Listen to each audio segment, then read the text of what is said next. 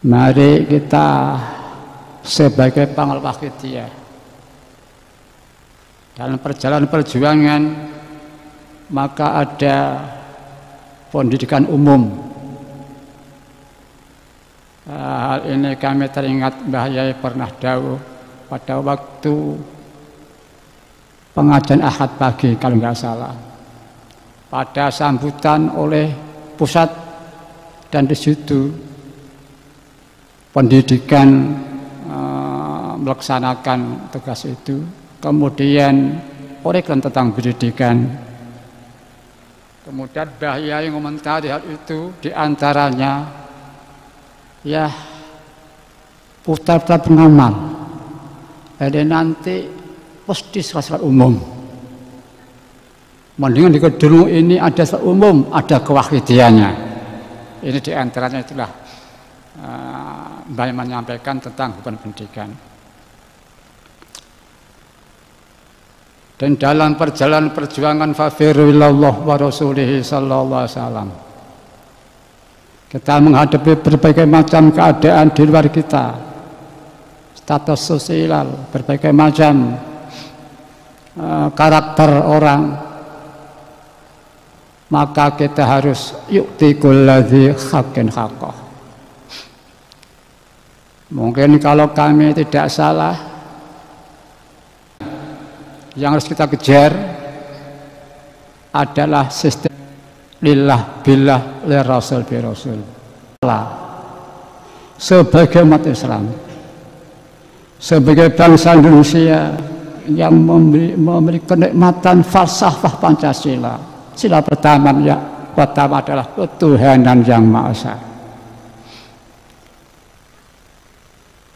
Mungkin selama ini belum ada yang menuntun untuk kita mampu merasakan itu. Namun di akhir zaman ini, saya teringat daun Mbah Yai menyampaikan al-hadis maksudnya kurang lebih, Islam pertama gilang gemilang di tengah-tengah sulit, nanti di akhir zaman gilang gemilang lagi. Ya mudah-mudahan konsep bangunan lillah billah rasul bi rasul lillah rasul yu'ti kulladzi haqqin haqqah taqdimul aham fal aham summa anfa fal anfa. Kemudian akhlak, ma'asabaka min hasanatin famin Allah wa ma'asabaka min sayi'atin famin nafsi.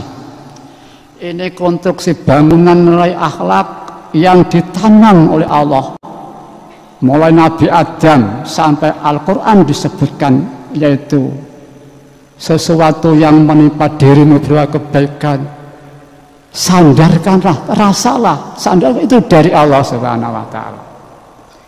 Sesuatu yang menimpa diri berupa keburukan, fan nafsik, dari nafsumu.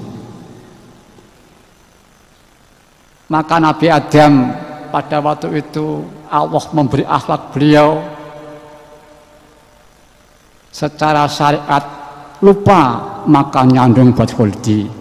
Secara hakikat tauhid memang disandungkan oleh Allah Ta'ala, karena Allah Ta'ala akan mendekatkan, lebih dekat Nabi Adam dengan Allah Ta'ala, lebih berakhlak. Lantaran nyata benar penyikapan Nabi Adam pada waktu itu. Serta itu yang kelihatan hanya Robbana, Robbana wakilah satu, hanya Tuhannya yang kelihatan pada hati itu. Zalamna anfusana, saya zalim Gusti, yang kelihatan hanya kesalahan saya, dosa saya. Harapan fa'lam taghfir lana wa tarhamna lanakunanna minal khasirin. Ini realita akhlak hati. Mungkin secara lahiriah ini relatif dalam perjalanan hidup, apalagi di akhir zaman ini. Tapi hati itulah akhlak yang menentukan sekali. Kemudian kita berjuang untuk siapa? Untuk bangunan Nabi kita, untuk alamin, semua ciptaan Allah. Nabi kita berjuang untuk kafatan linas semua manusia. Alhamdulillah di akhir zaman ini dibimbing oleh Allah Ta'ala doa untuk kesadaran kembalinya umat manusia semuanya secepat-cepatnya bil wahidiyati li rabbil alamin, bersyariat bertauhid mengabdi untuk Rabbul Alamin. Ya Rabbana ufir yasir iftah wahdina, ya Allah ampuni dosa-dosa kita semua ya Allah, yasir dan permudahkanlah semua urusan kita dunia dan akhirat, terutama perjuangan fafirullah wa rasulih sallallahu alaihi wasallam. Yasir wahdina, tunjuklah kita semua ya Allah, qarib alif bainana ya Rabbana, eratkan dan persatukanlah hubungan di antara kita. Inilah konsep bangunan yang kita kejar.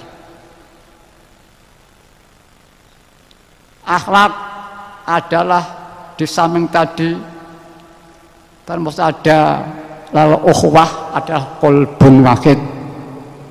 Ini lebih mudah, lebih sulit. Kalau kita sadar lebih mudah,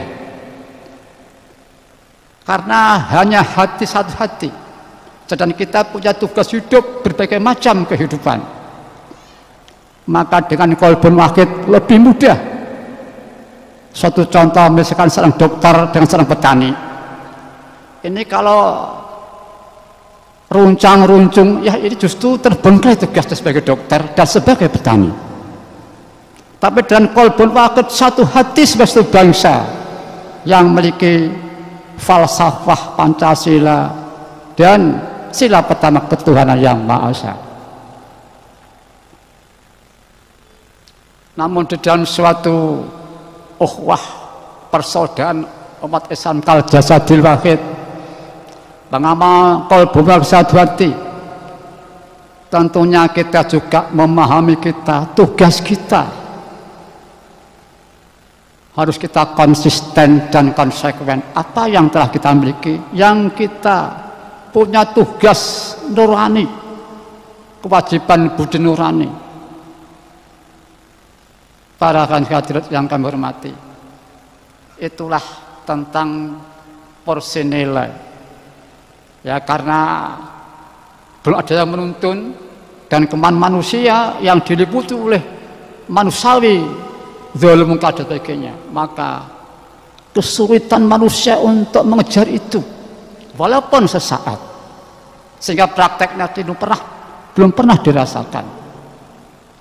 Namun di akhir zaman ini dengan seiring zaman yang gilang-gemilang oleh Allah Ta'ala, Mbah Yam Alif Faidah diberi kesempatan derek-derek para hadirin. Sudah tidak ada yang sanggup selain Allah dan Rasulnya. Islam pertama gilang-gilang tentang surut, sudah surut. Padahal lebih parah di akhir zaman ini, kok justru gilang-gemilang di akhir zaman ini. Maka itulah Allah sendiri, fadl Allah, istilah bonus untuk kita di akhir zaman. Di saat umat Rasulullah begitu kesulitan, Allah beri anugerah yang luar biasa para hadirin.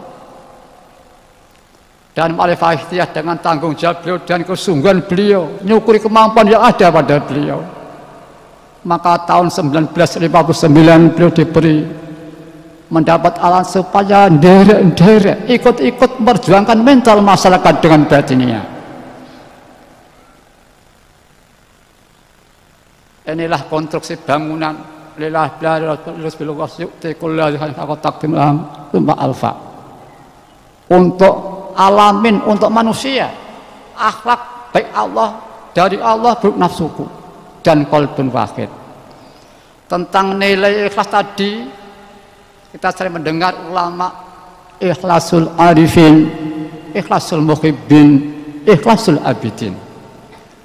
Ini karena kondisi manusia yang tidak mampu, kita berjuangnya tetap tidak mampu, karena Allah belum memberi anugerah yang luar biasa di akhir zaman ini.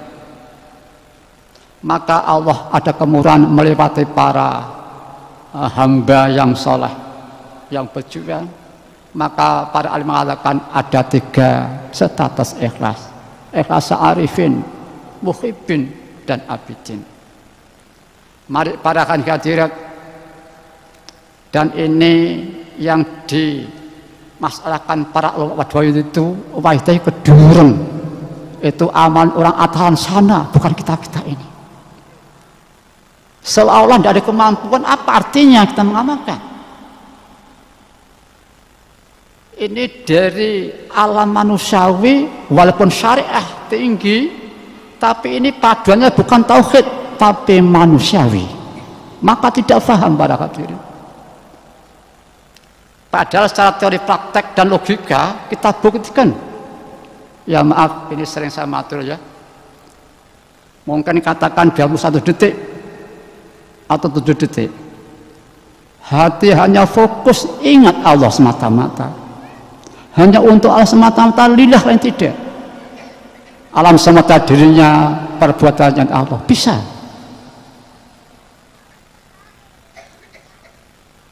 Ini untuk orang umum, apalagi yang khusus lebih bisa lagi.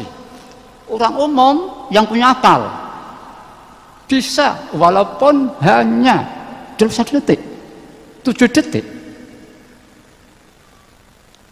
Mungkin orang pelandang kok sesingkat itu, apa artinya?